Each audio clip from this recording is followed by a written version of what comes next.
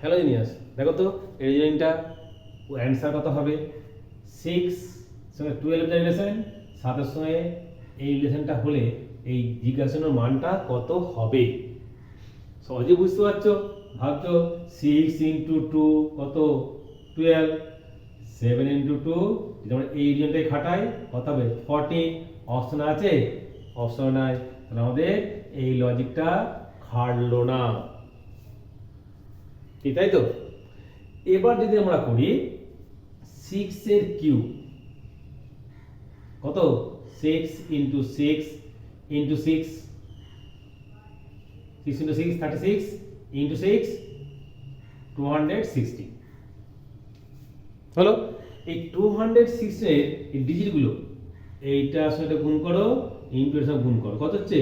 2 into 1 into 6, 6 2 যা 12 মিলেছে।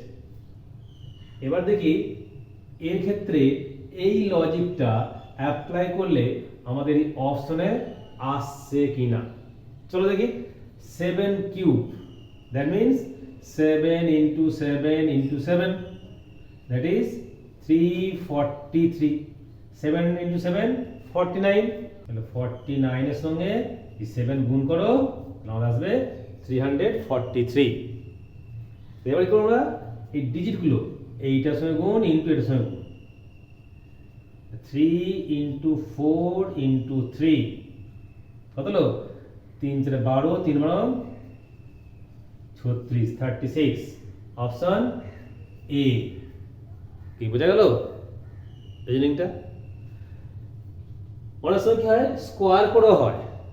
Square করে যে 5 আর 6 স্কোয়ার করে 6 স্কোয়ার হলো 36। ওনার সাথে যোগ করেও হয়, আর ওনার সাথে গুণ করেও হয়।